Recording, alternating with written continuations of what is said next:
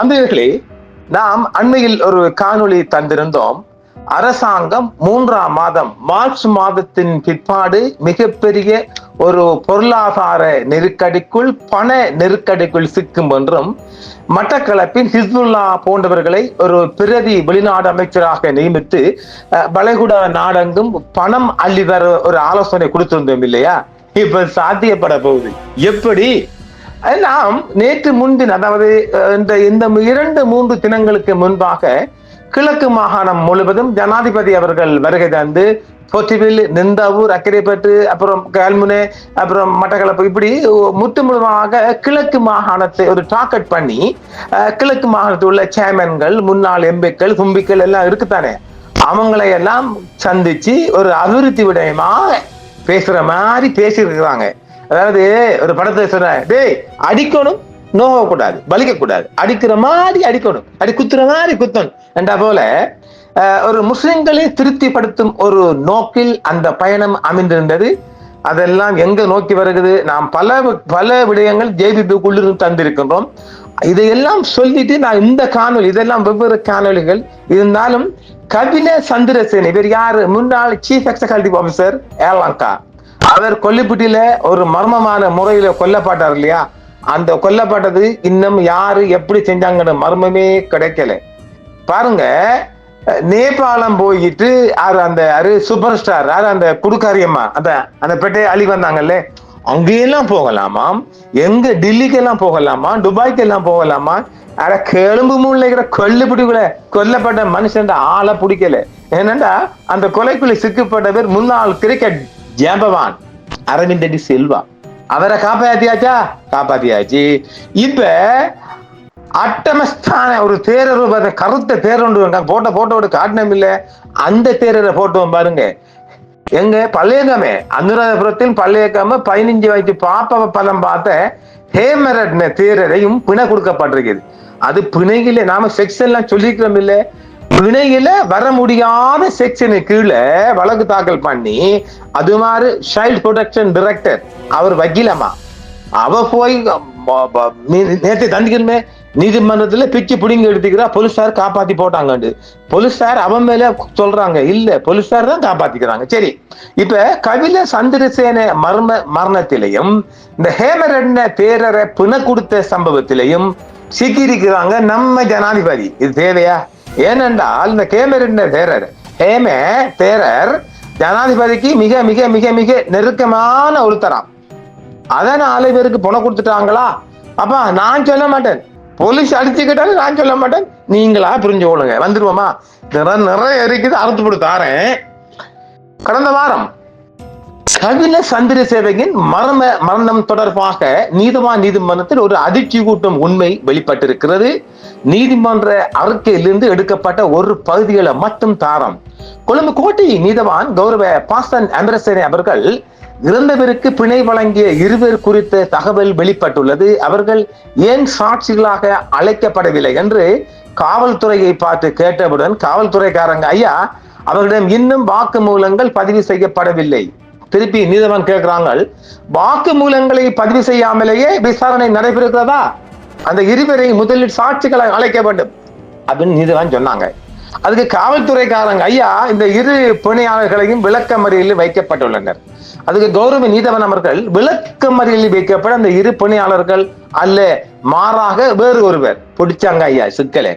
ஐயா, கொழும்பு சஞ்சிவத்தையை சேர்ந்த முகமது ரிஸ்வான் மற்றும் முகமது இர்சான் என்ற தகுதியற்ற மற்றும் முறையற்ற 2 பிணையாளர்களாக கையொப்பமிட்டதே கபில சந்திரசேன மீண்டும் கைது செய்யப்பட்டதுக்கு காரணம் என்று கூறப்பட்டது. அவர்களுக்கு தலா 15,000 ரூபாய் வழங்கப்பட்ட, அதாவது கொழும்புல இந்த பிணை எடுக்கிறதுக்கு இந்த ரோடு நிறைய பேர் இருக்கிறாங்க. நீதிமன்றம் முன்பாக கொழும்பு கோட்டை, மாளிகவத்தை, இதெல்லாம் இந்த கிரிமினல் என்ன செக்ஷனும் திடீர்னு தேவைப்படும் இல்லையா? அதுக்கு அவங்க அமைத்தி எடுத்துட்டு இந்த அவர்கிட்ட பேரம் பேசுவாங்க. பஞ்சத்துக்கு பிடிச்சிக்கலாம், ஒரு 15-20,000 கொடுத்தா உடனே டாக்ஸி சீக்கிரம் ஆட்டோ பிடிச்சி போட்டா ஒரு விதானிக்கிட்ட போய் ஒரு கரெக்ட், அவருக்கு 2,000 கொடுப்பாடுமே, அவரை கையில் ஒரு மொய்ய வச்சு ஒரு கரெக்டர் எழுதிட்டு 12 மணிக்குள்ள ஒரு அந்த எப்படியும் இந்த கோர்ட் கல்யாணத்துக்கு முன்னால ஒப்படைச்சா பெயில் கிடைக்கும். இது கொழும்புல சர்வ சாதாரணமா நடக்கிற விடயம் நாம கண்ணால பாக்குறது. இருப்பினும் உண்மை என்னவென்றால் இந்த 2 நபர்களும் கபில சந்திரசேனனுக்கு பிணைக்காரர்களாக கையெழுத்திடவில்லை. பாருங்க கூத்த எப்படி ஆள்மரணம் பாருங்க, எல்லாம் என்ன கூத்த காரணம். கடந்த வாரம் கபில சந்திரசேனவிற்கு பிணைக்காரர்களாக ஆஜரான 2 நபர்கள் நீதிமன்றத்தில் ஆஜர்படுத்த. அவர்களில் இருவர் ரோகன் சாமில அமரதாச, மற்றவர் பெருமாள் கணேஷ். இந்த 2 நபர்களும் அரவிந்த் சில்வாவின் தொழில்களில் ஈடுபட்ட யாரு, இந்த கிரிக்கெட் ஜாம்பவாண்ட கம்பெனிக்குள்ள வேலை செய்றவங்க. அவர்கள் உயர் பதவியில் இருந்த அதிகாரிகள். அதாவது கபில சந்திரசேனவிற்கு பிணைதாரர்களாக ஜாமீன்தாரர்களாக ஆஜரான 2 நபர்களும் தகுதியான மற்றும் சரியான நபர்கள். அப்படி என்றால் ஜாமீன் பிணை நிபந்தனைகளை மீறியதற்காக கபில சந்திரசேனவை நீதிமன்றம் ஏன் மீண்டும் கைது செய்ய முயன்றது? இதைத்தான் நீதிபதி கேட்டாங்க. அங்கே ஒரு தெளிவான சதி நடந்துள்ளது என்பது குறிப்பிடத்தக்கது. ஒரு தெளிவான கொலையை காண முடிகிறது. அனுரா, அதாவது ஜனாதிபதி அவர்கள் இருந்து தன் கைகளை கழுவிக்கொள்ள தப்பிக்கொள்ள முடியாதுன்னு சொல்றாங்க. அதாவது இந்த மர்மத்துக்குள்ள ஜனாதிபதிக்கு அப்படி இப்படி இருக்குன்னு சொல்லப்படுகிறது. அவங்க இதுல சம்பந்தப்பட்டதாக பரவுது. நம்ம இத ஒரு உளவு தகவலை தந்திருக்கிறோம், பார்த்துக்கொள்ளுங்க. அடுத்த ஆளாரு அதமஸ்தான தேரரின் குழந்தை துஷ்பிரயோக வழக்கின் நிலையையும் ஏறக்குறை இதே போன்றதுதான்.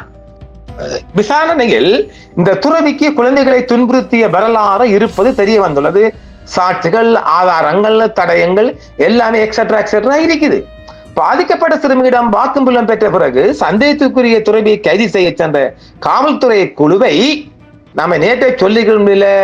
மிகப்பெரிய நாட்டின் உச்சகட்ட ஒருத்தர் அவர் திருப்பி அனுப்பிய போதும் இது இடைவெளிப்பட்டது. அதாவது இது வெளிப்பட்டிருக்கிறது. அதாவது காவல்துறை விசாரிக்க போன 2 குழுவையும் மிகப்பெரிய இலங்கையின் உச்ச ஒரு அதிகார மையம், அதை நீங்க புரிஞ்சு கொள்ளுங்க. அந்த மையம் தொலைபேசியை போட்டு போன டீமுக்கு அப்படி போன ஐஜி அவங்க போட்டு அதை தடுத்துட்டாங்க. மேலும் ஜனாதிபதி அவர்கள் அந்த துறவிக்கு நட்பானவர் என்பதால் அவர் காவலில் வைக்கப்படும் வரை அவருக்கு ஒரு வசதியான சூழலையும் உருவாக்கப்படும் சொல்லப்படும். என்னது, அனுராதபுரத்துல தேடி போனாங்களாம், அவருக்கு ஊர்ல உள்ளாத வருத்தம் எல்லாம் வந்துச்சாம், அவரை வச்சாங்களாம், அப்புறம் ஹாஸ்பிட்டல்ல வச்சாங்களாம், அப்புறம் கொழம்புல பெரிய ஹாஸ்பிட்டல் கொண்டு வந்தாங்களாம். சரியா போச்சு. சட்டத்தில் உள்ள ஓட்டையை பயன்படுத்தி குற்றவாளி தப்பிப்பதற்கு தேவையான உட்கட்டமைப்பை அந்த உச்சபீடம் அதான் சொல்லாங்களே ஜனாதிபதி அவங்க செஞ்சு கொடுத்தாங்கன்னு சொல்றாங்களாம். சந்தேகத்திற்குரிய துறவி பிணைக்கு விண்ணப்பித்த நாளான்று NPP ஆதரவாளர்களையும் பன்சிலையும் திருப்திப்படுத்த ஒரு நாடகம் அரங்கேற்றப்பட்டது. மறுபுறம் அந்த துறவிக்கு பிணை வழங்கப்பட்டது. பிணை வழங்கலாமா? இப்ப இந்த துறவி இல்லாம 15 வயசு பாப்பாவை சீரழித்ததுக்கு வேறு யாராவது ஒரு பொதுமகன் வந்தா அவனுக்கு பணம் கிடைக்குமா? இதை சர்வ சாதாரணமா நம்ம ஆளுங்க பாருங்க. அந்த நாடகத்தின் முக்கிய கதாபாத்திரமாக திலீபா பீரிஸின் பெண் படிவம் பயன்படுத்தப்பட்டு சொல்லப்படுகிறது. நிறைய வருது அப்படி தாரான். அதாவது திலீபா பீரிஸின் பெண் படிவத்தின் மூலம் யானம் கிடைக்காமல் தவிக்கும் மக்களுக்கு பொழுதுபோக்கு அளித்துக் கொண்டே துறவியை விடுவிக்கும் திட்டம் இரகசியமாக செயற்பட்டதாம். கபில சந்திரசேனவின் மரணம் ஒரு சதி, பலேகமை தேரரை காப்பதற்கான ஒரு இரகசிய நடவடிக்கை, பலேகமை தேரர் மற்றும் அரவிந்த் சில்வாவுக்காக சிறப்பு சட்டத்தை பயன்படுத்தியதற்காக உச்சகட்டம் ஒன்று இது சம்பந்தப்பட்டிருப்பதாக அடிபடுது. எக்ஸ்ட்ரா அடிபடுதுங்க. கபில சந்திரசேனவின் மரணம் தொடர்பாக நீதிமன்றத்தில் ஒரு அதிர்ச்சிகரமான உண்மை வெளிப்பட்டதில்லை. கொழும்பு கோட்டராய் நீதவான் அவர்கள் இதை வெளிப்படுத்தி இருக்கிறாங்களே, அதை நாம அழகா தெளிவா சொல்லியிருக்கிறோம் இல்லை. ஆக விளக்கமறியலில் வைக்கப்பட்டிருப்பது, அதாவது இந்த 2 பிணையாளர்களும் விளக்கமறியலில் வைக்கப்பட்டுங்க இல்லையா, நீதவான் சொல்றாங்க விளக்கமறியலில் வைக்கப்பட்டு அந்த பிணையாளர்களே அல்ல வேறு ஒரு பணி செஞ்சு காட்டி கொடுத்துருக்காங்க. யாரு காட்டி கொடுத்த? நீதவான் அவர்களே காட்டி கொடுத்துக்கிறாங்க. நீதவானுக்கு அது போயிட்டு. அப்படி இருக்க ஜாமீன் நிபந்தனைகளை மீறதற்காக கபில சந்திரசேனவை நீதிமன்றம் ஏன் மீண்டும் கை செய்ய வேண்டும் என்ற கேள்வியையும் நீதிபதி அவங்க கேட்டிருக்கிறாங்க. ஆக சட்டத்தில் உள்ள ஓட்ட சந்து பொத்தெல்லாம் விளையாடி கபில சந்திரசேனோட மரணத்தை மறைக்கப்பட்டிருக்கிறது இந்த தரப்பால இந்த உச்ச அதிகார பீடத்தால. இந்த கருத்த தேரர் நாம அதை சொல்லுவோம், இந்த கருத்த தேரர் விடயத்திலையும் மிக அதிகமான உச்சகட்ட ஒரு அதிகாரம் பயன்படுத்தப்பட்டு அவருக்கு பெயில் வழங்கப்பட்டது என்பது இது மிகப்பெரிய குற்றம். எனவே அவர் தப்பிக்க, இந்த 2 பேரும் தப்பிக்க வழி இருக்குது, இந்த கருத்த தேரரும் தப்பிக்கையும் வழி இருக்குது. ஆக ஹேமரட்ன தேரர் இல்லையா, அந்த தேரரும் தப்பிக்க வழி இருக்குது. என் உச்சபீட இவைகள் எல்லாம் பார்க்க நாம் ஏற்கனவே சொல்லியிருக்கிறோம் இல்ல. இந்த நிலைமையில தான் எதிர்கட்சிகள் சமாளிப்பதற்கா இந்த 2 நிலைமை இப்ப இலங்கைக்குள்ள 3 விடயங்கள் அரங்கேறி ஒன்று பொருளாதார நெருக்கடி, டாலர் நாளுக்கு நாள் ஏறு, இது நாம சொல்லிக்கிறோம் இல்ல, டாலர் ஏறும், ஒயிலுக்கு ஏறும், அரசாங்க நிலைமையை சமாளிக்க தந்திக்கிறோம். அந்த காணொலி அவன் புறவு எடுத்து வந்து அது இன்னொரு உரசுவோம். இப்ப இது இந்த நியூஸ் அதிகரித்து செல்வதால் அதை நாம இப்ப தாக்கல புறவு காண்பிப்போம். ஆக இப்பொழுது ஜனாதிபதி கிடைத்திருக்கின்ற மிகப்பெரிய சிக்கல் என்ன? கபிலரோட கொலை மேடர் கேஸ்ல உண்டு, 2வது இந்த கருத்த தேரர் உண்டு, 3வது நாட்டுல பொருளாதாரம். இதைத்தான் நான் சொன்னமில்ல, எதிர்கட்சிக்காரங்களாம் உள்வாங்கப்பட வேண்டும் என்று. மிக மிக முக்கியமானவங்க உள்வாங்கப்பட்டால் மாத்திரம்தான் இவைகள் ஜனாதிபதி தப்பிப்பார். இதுபடி சஜித் சேர்க்கணும், நாம் ஏற்கனவே தந்திருக்கிறோம். அது சஜித் சேர்க்கணும், அதுக்குள்ள முஜிபுரம் வரும் இல்லையா, அப்புறம் மொட்டு கட்சி கொஞ்சம் பேரை பிடுங்கணும், அப்புறம் நீல கட்சி கை கட்சி கொஞ்சம் பேரை பிடுங்கணும், முஸ்லிம் கட்சி 2 பெருச்சாலியும் கொண்டு வரணும், ரிஷாட் பெருச்சாலியை கொண்டு வரணும், ஹக்கீம் பெருச்சாலியை கொண்டு வரணும். இவங்க எல்லாம் கொண்டு வந்தால் ஜனாதிபதிக்கு எதிராக யாரு என்ன பண்ணலும்? இந்த 3 விடயமும் அரங்கேறுகின்ற போது எதிர்கட்சி எல்லாம் ஜனாதிபதி ஆட்சிக்கு கொண்டு வந்தால் எதிர்ப்பே கிடையாது. அப்ப எங்கிருந்து ஜனாதிபதிக்கு எதிர்ப்பு வரும்? இதையும் பத்தி நாம சொல்லியிருக்கிறோம் இல்ல. அதுக்கு யாரு எதுக்குறாரு? டெல்வின் சில்வா அண்ணாச்சி எதுக்குறார். ஏன் எதுக்குறார்? இந்த மாதிரி ஒரு எல்லா கட்சிகளையும் சேர்ந்து ஒரு தேசிய அரசு ஒன்று உருவானால் அவரை கை ஓங்கப்படாது, ஜனாதிபதி கை ஓங்கும். அவரை சொல்லுக்கு வெளியிருந்து வாரம் கேட்பானா? கேட்க மாட்டான்ல. அவர் ஒரு அதிகாரம் இல்ல, அவர் ஒரு பார்ட் ஆஃப் பொலிட்டிக்கல், அவ்வளவுதான். அதாவது இந்த அரசாங்கத்தை அவர் ஒரு பார்ட், அவ்வளவுதான். அதற்காக செல்வின் செல்வாக்கு யாரும் அடைய மாட்டாங்க. அதனால அவர் அதை தடுக்கிறாரு. எப்படி பார்த்தாலும் ஜனாதிபதிக்கு விருப்பம் இருக்குது. நாம அதுக்கு பிறகு வருவோமா? ஆக ஜனாதிபதிக்கு நெருக்கடியான 3 விடயம் என்ன? இந்த கருத்தர் தேரருக்கு புன கொடுத்தது, அப்புறம் கபிலோட மர்மம் ஒருத்தரை காப்பாத்தியாச்சு, நாட்டுக்குள்ள பொருளாதார நெருக்கடி, என்ன ஒயில் எரிபொருளுக்கு விலையை கூட்ட போறாங்க, அப்புறம் டாலருக்கு விலை அதிகரிக்குது, ரேட் கூடுது. இவைகள் சமாளிப்பதென்றால் எதிர்கட்சிக்காரங்க அத்தனை பேரையும் உள்வாங்கப்பட வேணும். நாம் இதை தந்திருக்கிறோம் இல்ல. நாளை அந்த செய்தியை மீண்டும் சந்திக்கலாம். நன்றிகளை மீண்டும் சந்திப்போம். என்றும் உங்களுடன் சன்ரைஸ் இந்தியா டிவி. சப்ஸ்கிரைப் பண்ணுங்கள், பெல் பட்டனையும் கிளிக் செய்யுங்கள். உங்கள் ஆதரவை எங்கள் சேவை. ஆதரவு தாருங்கள், அரவணைப்போம். மறக்காம சர்ப்ரைஸ் பண்ணுங்க. தேங்க்யூ.